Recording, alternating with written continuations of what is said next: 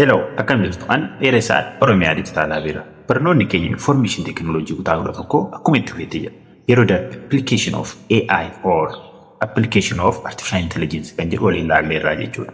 Kanaaf barattoonni chaanaalii kanaaf haaraa taatan subscribe gochuudhaan eegala. Akkasumas immoo hiriyoota keessaniif share gochuu hin dagatinaa. Yeroo barannaa gaarii kallattumaan gara paartii taanutti. Okay, akkuma seensa irratti isiniin jedhee yeroo darbe application of AI or application of Artificial Intelligence kan jedhu waliin ilaalleerra. The application of Artificial Intelligence, we discussed all the concept of online shopping, bank, smart home, social media, space exploration, healthcare and agriculture and other ones. Achi keessatti Artificial Intelligence hojii keenya guyyaa guyyaa keessatti akkamitti nu gargaaruu akka danda'u waliin ilaalleerra. So har'ammoo another kind of emerging technology which one is augmented reality and virtual reality waliin ilaalla jechuudha. Kanaaf augmented reality fi virtual reality kun illee gosoota emerging technology jennee yookiis immoo technology yeroo dhufuu addunyaa keenya kana afaan jalatti warra ramadamanidha. So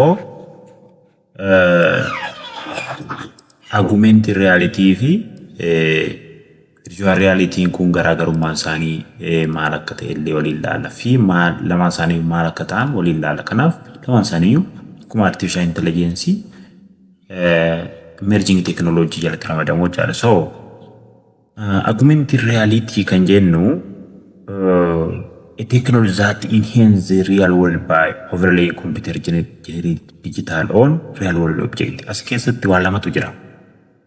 Jalqaba maaltu jira? Real world jedhamu environmentaችን environment keenya yookiin immoo naannoo keenya isa jennu kana jechuudha.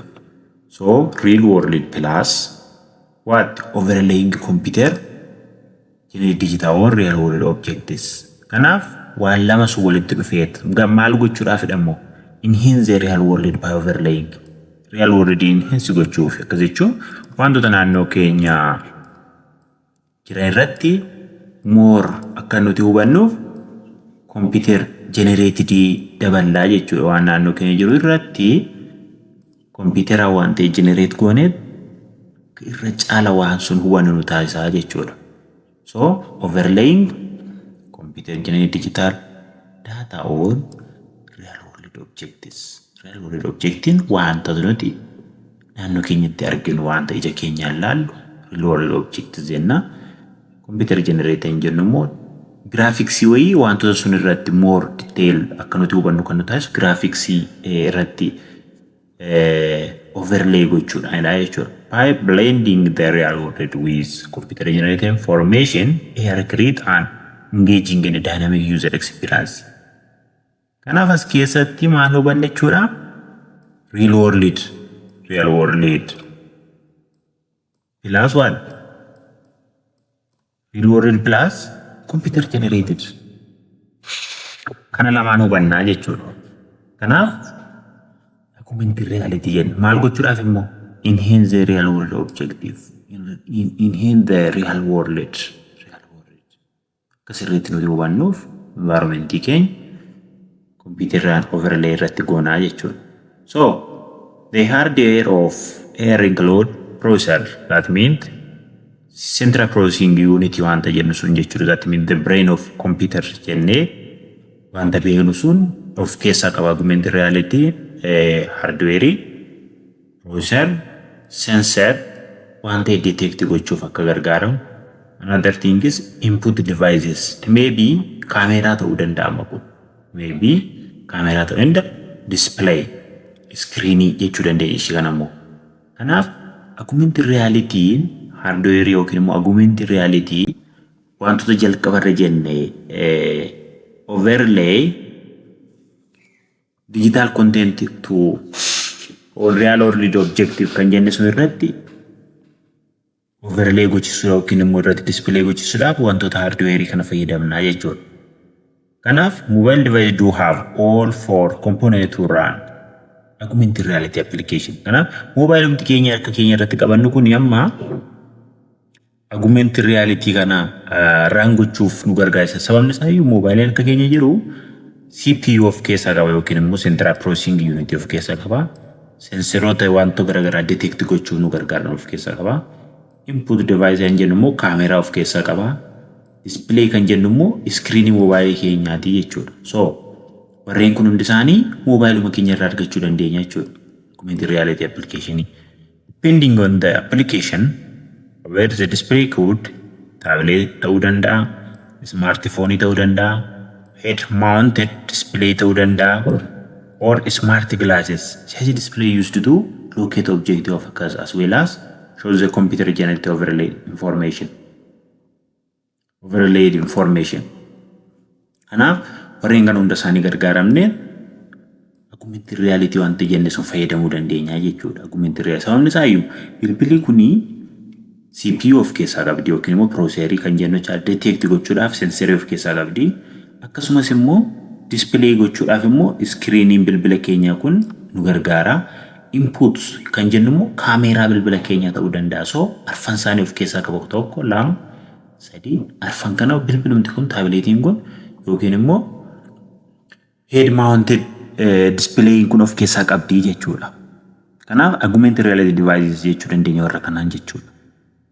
Augmented reality work by first capturing the picture. That means taking input jechuudha. Capturing the picture jechuun input fudhachuu of the real world object through camera. Karaa kaameraa input tokko fudhannaa erga input tokko karaa kaameraa suuraan real world yookiin immoo mana keenya ta'uu danda'a. Ma fakkeenyaaf soofaa tokko mana keenya keessa galfachuu barbaanne jalqaba kaameraa keenya bakka soofaan sun yoo gal irra gaarii ta'u cheekii goonaa jechuudha. Then relevant information about the image like measurement of object as well as other objects that are present in the image and their relative distance from the object in focus will processed by the software. Software in bilbila keenya irra jiraachuu mala isarratti dhaabbanne wantoota amma asitti tarreessine like measurement object as well as present image and their relative distance from the objects. Mana keenya keessa soofaa irra gashan girgiddaarraa hanga kam akka fagaachuu qabu. Soofaa keenyi firiijii keenya irraa hanga kam akka fagaachuu qabu. Akkam ta'e kalarii akkamii yoo ta'e irra gaarii ta'a kan jiru sooftiweerii masuun panneechirraan ilaaluu dandeenya jechuudha. Also, visual information will be finally generated and overlaid on the object. Rigdanii fakkeenyaaf makiinaa kana soo qabnu ta'e makiinaa kana irratti kalarii akkamii osoo ta'e gaariidha kan jedhu asuma moobaayilii keenyaan cheekii goonaa jechuudha. Kuni makiinaa isa sirrii lafarra jirudha. Kun immoo isa kompiitaraan generate ta'edha jechuudha. So kalarii akkasii ta'e gaariidha makiinaan kun kan jedhu bakka inni jirutti dhaabnee ilaallaa jechuudha. Akkasumas immoo wantoota afur fayyadamnaa moobaayilii keenya irratti processor ta'uu danda'a, sensorii ta'uu danda'a, input device ta'uu danda'a, display fi immoo kaameraa fayyadamnu kanaa jechuudha. Another one is a virtual reality. Virtual reality yeroo jennu immoo garaagarummaa virtual reality fi augmented reality gidduu jiru booda ilaalla. Garuu virtual reality kan jennu kun maalidha? Jalqaba augmented reality keessatti real world plus computer generated information jenneera. Virtual reality keessa immoo real world hin jiru. Real world hin jiru wanti nuti laallu hundisaa wantuma bakka biraa jiru dijitaalii bakka garaagaraa jiru daawwachuu jechuudha ofuma keenya teenye. Fakkeenyaaf bosona Amazon laaluu osoo barbaanne headset wayii ija keenyatti godhannaa waan inni fakkaatu asuma teenye waan akka nama achi jiruutti ilaaluu dandeenya. Appilikeeshiniin virtual reality kun baay'ee ta'uu danda'u bakka bashannana garaagaraatti game zoonii keessatti bakka garaagaraa jiraachuu malu wantoota ija keenya irratti godhannee yookiin gurra keenya irratti godhannee addunyaa sobaa keessa jiraachuu jechuudha ittiin barachuudhaaf. So virtual reality is a technology that creates three-dimensional computer generated simulated environment. Gidanii real world wanti jedhamu hin jiru as.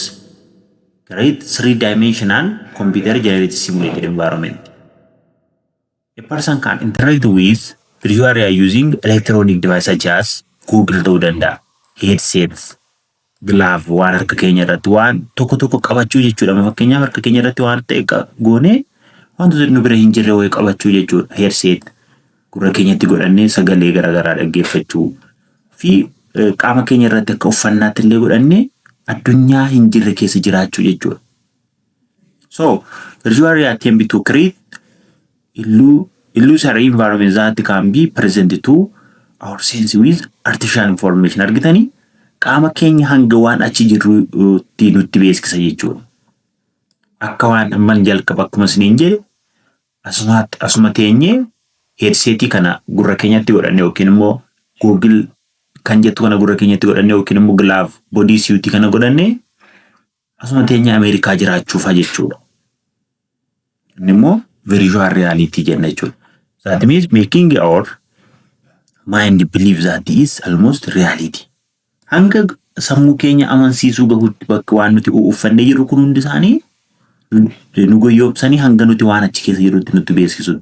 Like augmented reality virtual create completely immersive experience for the user. Argitanii akka kanaa miti amma augmented virtual reality akka kanaa miti. Completely immersive for users. 100% jechuudha. Percentii 100 completely immersive experience for user yookiin immoo namoota wantoota kana fayyadamaniif jechuudha. Body suit warra kana qaama keenyatti erga godhannee harka keenyatti immoo glove kana soo godhannee Google headset warra kana hunda isaanii soo gurra keenyaa fi ija keenyatti godhannee addunyaa sobaa keessa jiraachuu jechuudha kun. Addunyaa sobaa keessa kan jiraannu garuu faayidaan isaa maali? Wantoota sun nama fakkeenya bosona Amazon laalla soo jennee deemnee laaluu hin dandeenyu. Kanaaf waan bosona Amazon keessa jiru ija keenyatti godhannee nu argisiisu jechuudha. Ittiin barannaa jechuudha. So using sensor of various type of virtual environment respond to user movement and adjust view and perspective in real time. Argitanii sensoroo kana kan fayyadaman warroota qaama keenya itti godhannee nu goyoomsan jechuudha. Sensoroota jenna isaanii warreen kana jechuudha. So virtual reality also enable user to touch and manipulate virtual by way of data glove. Ija harka keenyatti soo glove godhannee akka waan tuqne wayiitti akka waan tuqne barannee wayiitti nu laala. Equipped with force feedback devices. This is how you create an illusion of being in a real environment. Manamichi kun ija isaatti argitanii waa godhateera. Google headset ishee sun ta'uu danda'a yookiin immoo body suit kan jennu qaama keenya irratti isa godhannu ta'a. Wanti kun hin jirtu ammas. Hin jirtu kunas. Garuu as kanarratti waan godhateef fuuldura isaatti generate taatee jirti jechuudha.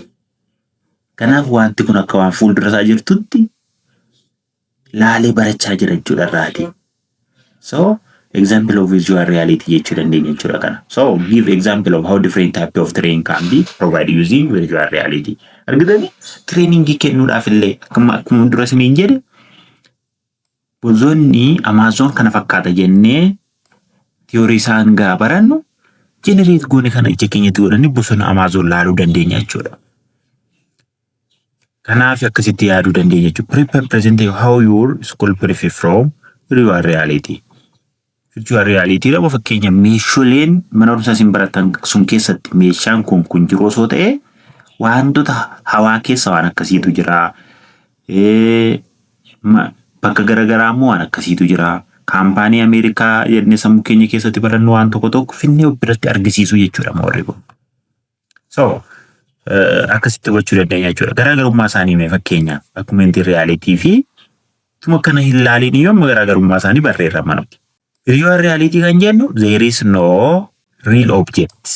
Augmented reality kan jennu maalidha? Real world plus computer generated information jechuu dandeenya jechuudha. Garaagarummaa isaanii kanuma bakka waan biraa hin jiru. Garaagarummaa isaanii kanuma garuu lamaan isaanii wantoota naannoo keenya jiran yookiin immoo wantoota theory irratti beeknu akka nuti of biratti finnee barachuu nu gargaaru. So augmented reality both now for them a rich and interactive experience with rich 3D visual where there are some difference between the two. The following the table summarize the major difference between the two technologies.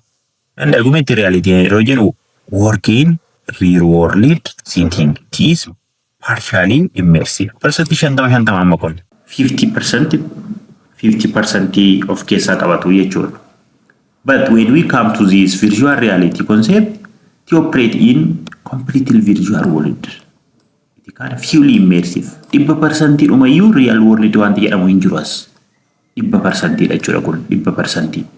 But when we come to this augmented reality, user can control their presence in the real world. Mana keenya margitanii dura roo videos irra laal mana keenya keessa sun dhaabbanni irra garuu wanti nu goyoomsu hin jiru bilbila harka keenya itti fayyadamuu dandeenya jechuudha. So virtual real user are under the control of system. Argitanii namni asitti hanga nu goyoomsu dhakke hanga control nu godhutti gaheera jechuudha kun. User are under the control of the system. Wanti ija keenya irratti godhanne wanti gurra keenya irratti godhanne sun akka waan addunyaa sun keessa jirutti nu taasiseera jechuudha. But here Kumil can run on familiar device such as smartphone. Warreen akka bilbilaa kana irratti run goona. Kuno require headset device to use its. Argitanii virtual require headset device to use it. Argitanii headset fayyadamna waan bilbilaa wanaana jedhu sun body suit danda'a, googly ta'uu danda'a, glaafii ta'uu danda'a. Warreen sun fayyadamna jechuudha. When we come to here, augmented reality work in environment where the real world and virtual world blend. Akkuma asitti jennedha kun. Work only in fictional simulated reality. Simulated reality keessa jirra jechuudha. So akkasuma bareeda bara garaagarummaa augmented reality virtual reality application of virtual reality and augmented reality eessatti fayyadamna argitanii application of kan jennu kun hundi isaanii wantoota baranne sun yookiin immoo teekinooloojii sun eessatti akka barannudha. Kanaaf application of this virtual reality and augmented reality, the potential area of application of this augmented reality and virtual very wide. Bakka baay'eetti fayyadamuu dandeenya. The internal nature of this technology will make them more attractive to areas such as education keessatti barumsa keessatti amma qaama namaa tokko qaama namaa keessa isaa karaa meeshaalee kana fayyadamnee laaluu dandeenya health care keessatti. Kalee nama waa'ee kalee baranna soo ta'e waa'ee tiruu baranna soo ta'e generate goonee kompiitaraan akka waan nu bira jiraachuu danda'utti barachuu dandeenya jechuudha. Entertainment bakka bashannanaa. The following are the example of application of area of augmented reality and virtual. We will 3 area education generate fakkeenya. How wide area of use education and enable learning on the go using real time instruction. Gidanii warreen kan lama fayyadamne education keessatti real time instruction akka waan nu bira jirutti waan tokko akka harkaan qaqqabachaa jirutti fakkeenya virtual reality fayyadamne isaaniin akkasitti barachuu dandeenya. They also make learning interactive and fun.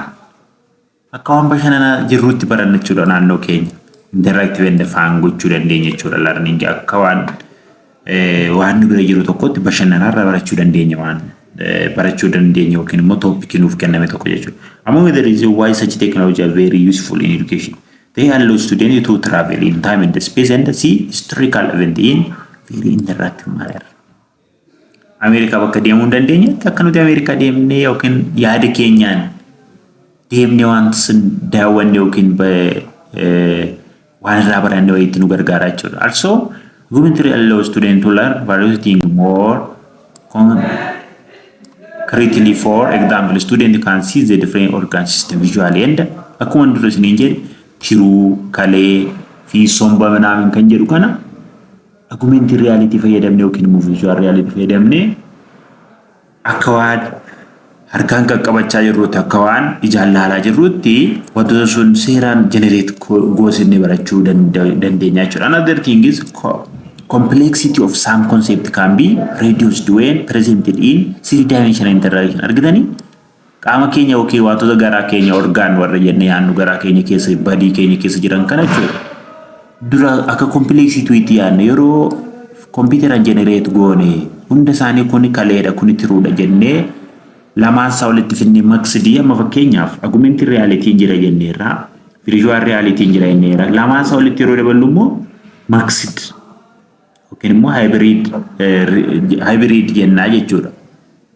So hybrid reality kana ija keenyaan laalaan harka keenyaan qaqqabachaa lamaan isaa walitti fayyadamnu complexity jiruleen riders actually. Another thing, they are good alternative in environment where resources are scarce such as laboratory. Argitanii laboratory waan itoo laboratory jiraate kuni kaleedha kuni sombadha jenneen laboratory keessa hunda isaa laaluu dandeenya. Garuu laaboraatoorii bakka iskaarsi yookiin immoo limitii ta'etti warreen kana yoo fayyadamoo taanaa jechuudha. Irraa barannaa jechuudha. Bashannanaa irraa barannaa jechuudha. Learning will be made possible from anywhere using relatively more accessible device like smartphone. Bakkuma barbaanne teenye bilbila keenya yoo fayyadamne karaa sun barachuu dandeenya jechuudha. Another thing, student can get connected directly with students from different parts of world. This help to still describe value like empathy and collaboration in students.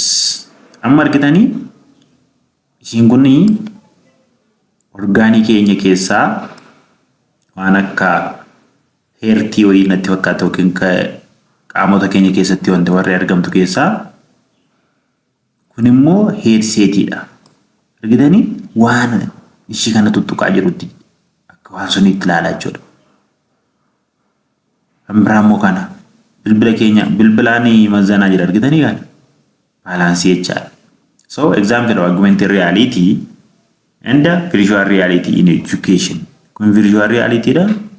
Injiru garuu waan inni kuni garuu akka waan jirutti akkasitti bilbila keenya. Kun immoo augmented reality fi virtual reality walitti daballee yeroo barannu jechuudha.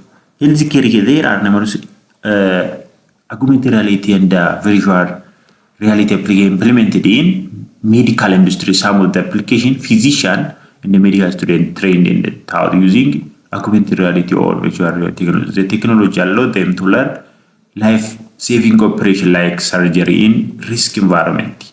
Warreen kana fayyadamneet qaamni keenya keessa maal tokko jiru ergaa virtual reality dhaan laallee booda surgery illee raawwachuu dandeenya jechuudha. Physician and medical student ta'an. Also augmented improve disease diagnosis in manner that less invasive and pain-free for patients. Augmented reality kind of nature by helping surgeon visualize the patient muscle, bone, and internal organs. Regarding virtual reality fayyadamne maashaa keenya, lafee keenya fi qaamota keenya keessaa akka laallu nu gargaara. Suuraa dhaabbanni immoo nu gargaara namoota surgery hojjetan sun jechuudha. So augmented support surgery procedure in low risk and much more accurate way. So warreen kana fayyadamne augmented reality fi virtual reality area kanatti fayyadamuu dandeenya. Argitanii amma fakkeenyaaf kuni bilbila harka isaarra jirudha. Kun immoo environment naannoo keenya jiru isa sirriidha. Nin booda maal goona? Isuma kanas keessaatti sirriitti more raawwachuudhaaf computer generated plus real world ilaaluu dandeenya. Example of augmented reality biinimuma virtual reality ilaala siiti. Kun hin jiru amma fakkeenyaaf. Kun hin jiru amma garuu gilaafiin harka isaarra jira. Heerseetii as jira. Wantoonni inni uffatan garagaraa jiru. Harkaan tuttuqaarra sirriitti akka isaadhaaf galutti seeraan hubachaa jira jechuudha. Garuu hin jiru mas wanti kun. Kanaaf kun immoo virtual reality dha jechuudha. So entertainment keessatti illee this another area where the use of augmented has become very popular. The following are some example of application of augmented reality and virtual reality in entertainment by adding computer generated data, artifact in art gallery and museum. They create very interactive and enjoyable experience. Warreen kana fakkeenyaaf wantoota baadiyyaa keenya keessa jiraatan ta'uu danda'a. Deemnee bakka sunitti daawwachuu waan hin dandeenye hanga muuziyeemii faa keessa geenye heerseetiidhaan kun akkasidha. Kun soofumariidha. Kun immoo wanciidha. Kun immoo bakka akkas akkasiiti. Jennee hanga daawwattoota yookiin immoo turistoota laalchisuu dandeenyutti ga'uu dandeenya jechuudha. Also, this virtual reality movie treat equipped with individual armchairs that have extra gear, glass, helmet or tool for aroma injection can create a completely new and immersive experience for movie fan. Warreen kana hunda isaa erga qodhannee booda akka waan warreen nama fakkeenyaaf fiilmii baay'ee ilaalan jiru. Baay'ee warreen fiilmii ilaaluu jaalatanii warreen kana erga qaama keenyatti godhannee booda warreen amma fakkeenyaaf nuti dinqisiifattoota isaanii taanee jira. Hanga warreen kana godhannee jirrutti sirriitti 100% addunyaa hin jirre keessa taane muuviitti gammaduu dandeenya jechuudha. So augmented reality and virtual reality also can be added amusement park to help visitors enjoy their visit more. The different manufacturers introduce a numerous application which present gamer with new way to interact with real world. Amma Itoophiyaa dhuma kana keessa yooma fakkeenyaaf yoo bilbila harka keessa irra jiran argitan kaasmaa farniicheraan jedhu tokko jira amma fakkeenyaaf. Kaasmaa farniicher kan jennu kuni application kana develop godhanii jiru jechuudha. Kaasmaa farniicheraan jennu amma fakkeenyaaf bilbila mana keenya keessa argu soofaa mana keenya fidnee hin galchin dura bilbila keenyaan soofaa kalarii akkamii mana keessa galchine yookiin immoo saayizii akkamii galchine gaariidha kan jedhu dursine check gochuu dandeenya jechuudha. So warreen kunillee fakkeenya augmented reality fi virtual reality jechuudha. Fakkeenyaaf kun amma mobaayiliin kun akkuma dura isiniin jedhe waan afur of keessaa qabdi. CPU yookiin immoo central processing unit kan jennu sun of keessaa qabdi. Input fudhachuudhaaf immoo kaameraan jira. Display gochuudhaaf immoo screen jira. Warreen sun ergaa sensor gochuudhaaf wantoota detect nu taasisan jiru. Asitti real world jira fakkeenya wanti kun jirti. Wantoota kana real world irratti generate goone wantoota asitti nuuf hin galle yookiin immoo hubachuu hin dandeenye ishii kana wal bira qabne ilaalle kun computer generated dha kun immoo real world dha jechuudha. So augmented reality kan jennu ishii kana jechuudha. Virtual reality kan jennu immoo fakkeenya mucaa kana ilaalame fakkeenya wanti kun hin jirtu immoo fakkeenyaafas garuu akka waan ishiin azirtuutti 100% addunyaa biraa hanga keessaan gagalutti mucaan kun wantoota kana asitti display godhee ilaalaa jira jechuudha. Yeroo laallu garuu maaliif fayyadamna kanallee irraa barachuuf trainingiidhaaf gammachuudhaaf yookiis immoo fakkeenyaaf akkuma jalqaba application of this augmented reality and virtual reality in education, in healthcare, in entertainment jenne sun warreen sun sadan keessatti yeroo baay'ee fayyadamna jechuudha. So warreen kanadha jechuudha. Activity kana hojjedha. Describe the difference between augmented reality and virtual reality. Sinitti meeramma kana table dura alaallaa ture sun keessatti ishuma irraa alaaltanii augmented reality kanadha virtual reality kanadha. Amma fakkeenyaaf kuni waa lamatu jiran irras keessatti computer generated plus real world jenneerra jechuudha. Real world plus real world object plus computer generated information is considered as augmented reality. Virtual reality kan jennu immoo 100% yeroo addunyaa biraa keessa galmu immoo virtual reality jechuudha. Discuss among your classmates with technology between this and this one is more practical in your particular context. Demonstrate and discuss the future and share what you like about them. Waan jaalattan mee hiriyoota keessa waliin irratti share gochuudha yookiin immoo qofaa jiraatanis immoo isa kam akka jiraattan. Kana malees immoo garuu area baay'ee keessatti augmented reality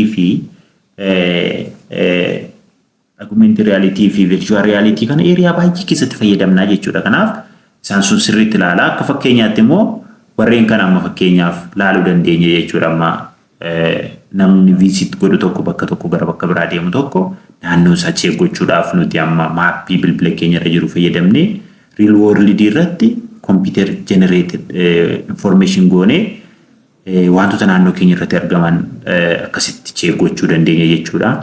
Akkasumas immoo area baay'eetu jiru. Areaan yookiin immoo application area of this augmented reality and virtual reality kan jennu hunda isaanii detail barachuudhaaf immoo course in emerging technology jedhu university waan jiru yeroo sun sirriitti baratu ammaaf warreen kana laaluu dandeessu jechuudha. Next class data science baran next class data science. Data science is also considered as emerging technology yookiin immoo technology yoo addunyaa keenyatti dhufan jennee warra waamu keessatti ramadama.